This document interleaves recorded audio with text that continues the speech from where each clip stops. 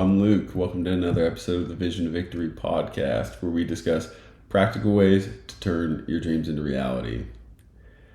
If you've been following the last few weeks, we've been discussing finding freedom, specifically freedom to hope, pursue, heal, let go, freedom to give.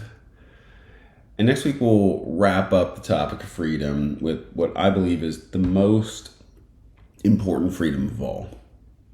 But today, I want to talk about a freedom that can open doors, create new opportunities, and take you further in life than you ever thought possible.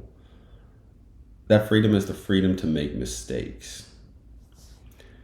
Now, if I wasn't going to title this episode, The Freedom to Make Mistakes, I'd title it, You Had to Be There. You had to be there. See, it's easy to see places we never wanted to go as detours, disappointments, defeats, whatever you want to call it. But as we talked about often, the meaning that we ascribe to something in the moment is very different than how we see it looking back. Life has things to teach us. And in order for you to learn what life has to teach you, you had to be at that low place. The place of failure, the place of disappointment. See, I can say with absolute conviction that mistakes and failures are not an obstruction to progress and growth. They are the path. In other words, you can't get to progress and growth without mistakes and failures. They're necessary stops on the journey. I believe there's a couple reasons why. I believe that there are reasons why we need to stop, albeit unplanned generally, at the places of mistakes and failures. Number one, one of the reasons why we have to stop on the way is we get strong by moving heavy things. This is true both physically and psychologically. Grit and perseverance are requirements for worthwhile pursuits of any kind in life. And the way that we foster grit and perseverance is through experiencing difficulties, the heavy things that make us strong. And we push through those difficulties. We move those heavy things so that we get strong, so that we become capable, so that we become the type of person who can sustain the dreams that we're pursuing. See, usually when you set out to pursue a dream or a goal, you're often not equipped.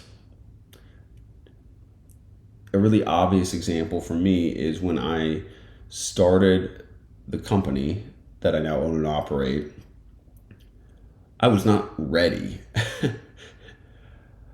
I just pushed through, and you learn, you make mistakes, you fail, you grow, you get better, you get better, you get better, and you become somebody. I've become somebody who can run a successful organization. I wasn't that way when I started. When I set out, I was not that way. So we have to fail. We have to make mistakes. If you're not failing, you're not trying. So again, number one reason why we need to fail, why we need to make mistakes, is because we get strong by moving heavy things. Number two, our shortcomings enable us to connect with others. This is a big one. There is a direct correlation between the depth of a relationship and the level of vulnerability. As someone who, for much of my life, struggled with vulnerability, for all of us, but speaking for myself, felt dangerous, felt scary, and vulnerability does open you up to pain potentially, but coming to terms with our own human deficiencies equips us to be understanding of others and to meet others where they're at. See, there have been many things in my life where perhaps I was judgmental of people who were acting a certain way or doing certain things, or even just their posture in life. And much of the reason that I was critical of them was because I did not understand, and maybe I hadn't gone through the inevitable difficulties that life will throw at all of us. And after going through some very difficult things in my own life, I'm much more understanding. So again, why are failures, mistakes, difficulties necessary? We get strong by moving heavy things, and our shortcomings enable us to connect with others. Now, I talk often about the impact of perspective and the lens that we filter the world through.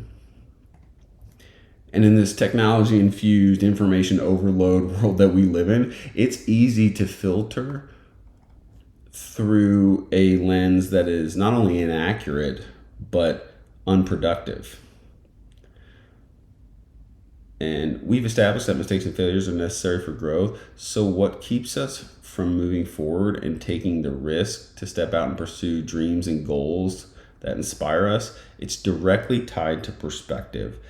And I believe there's 4 things. This is probably not comprehensive, but I think these are the main ones that are the enemies of progress.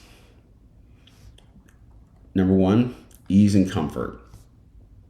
And I believe this is the number 1 enemy of progress, the enemy of growth in our culture today.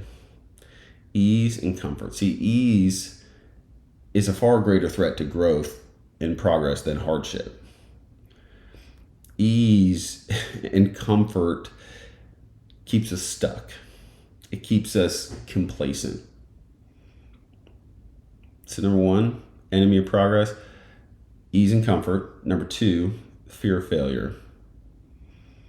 Jordan Peterson said, the harshest, most life-changing truth that you will ever face is this: no one really cares about you the way you think they do. He's right, that is harsh, and he's also right that that can be life-changing. To paraphrase, he goes on to say that once you realize and stop chasing approval, once you realize that people don't care or think about you the way that you think they do, you stop chasing approval, you stop looking to the world to validate you, and you're set free. His point is this: your fear is based on an illusion of how people see you. And fear of failure is generally tied to the people are going to view me differently. Jordan Peterson's point: people don't care. It's not to say that we don't have people that love us and are in our corner or anything, but generally speaking, that fear of failure is not based in reality. So again, enemies of progress: number 1, ease and comfort. Number 2, fear of failure. And number 3, I talk a lot about this as it relates to myself, perfectionism.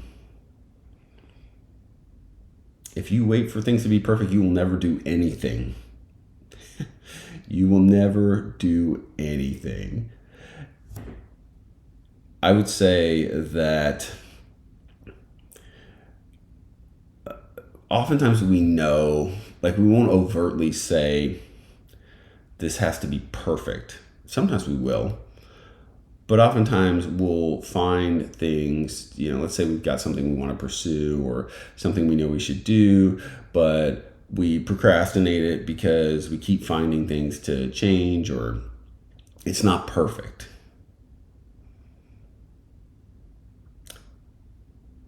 Again, perfectionism is not a reality. It's not a reality. If you're waiting for things to be perfect, you will never do anything. That goes into The fourth thing that is the enemy of progress. So we got ease and comfort, we got fear of failure, we got perfectionism. Fourth thing, overanalysis. I'll say this: take action.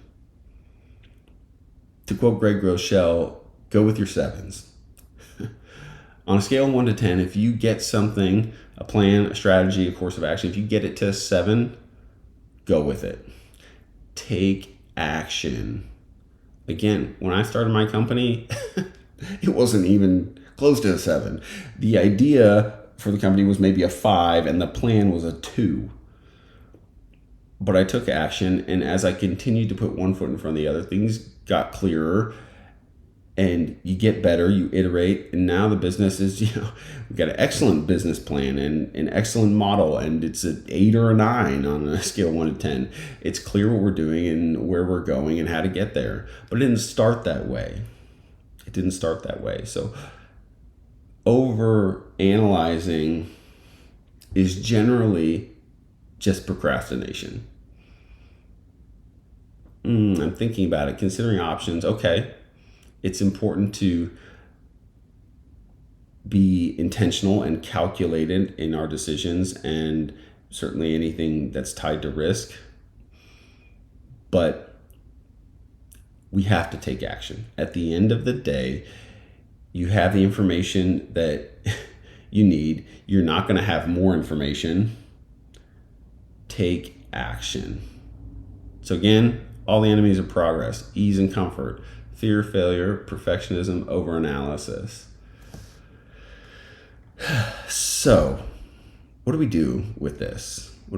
So we have established that failure and mistakes are necessary stops on the way to progress and growth. And we've established that we don't want to forego our dreams because of misconceptions, a bad perspective or a bad lens on life, or we don't want to forego our dreams and forego our own growth and progress because we are lending too much weight to the things that keep us from progress and growth and keep us from the life that we want. Those things we mentioned: ease and comfort, fear, failure, perfectionism, overanalysis. I want to give you a few examples. These are famous examples of people who failed before they succeeded. Some of these are cliche, but it's worth repeating. Thomas Edison famously quoted saying, "I've not failed. I found 10,000 ways to not make a light bulb." Now, I don't know if the light bulb mistakes was actually 10,000, if you missed it 10,000 times, but the point remains that the only way you get to a light bulb is to fail lots and lots and lots of times. Albert Einstein didn't speak until he was 4, and he didn't read until he was 7. He was thought to be mentally handicapped. Spoiler alert, I don't think that he was mentally handicapped. A more current one, Elon Musk crashed and blew up 3 rockets before ever successfully launching and landing one. And now in a few short years, SpaceX represents 100% of the US space missions, and Elon reduced the cost of space travel by nearly 10,000%. Good thing they didn't give up. Good thing they went with their 7s, maybe less than 7. Good thing they went with their 3s, right? They took action and they didn't stop. In a couple weeks, I'm going to talk about the importance of perseverance, endurance, grit. I reference it often. But if you've got something you want to do, if you've got something in your heart, in your mind, something that you feel you want and need to pursue it. Make mistakes. Fall down 10 times, get up 11. Life is too short. Don't make regrets for yourself by not taking chances and not doing what's in your heart to do. Do not fear failure, chase dreams, take risks. If you're going to fear something, fear being stagnant, fear not doing anything, fear getting so comfortable that you become complacent.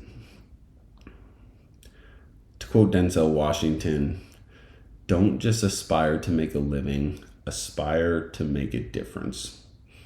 I hope this was helpful. If it was, share with somebody. I'll talk to you next week.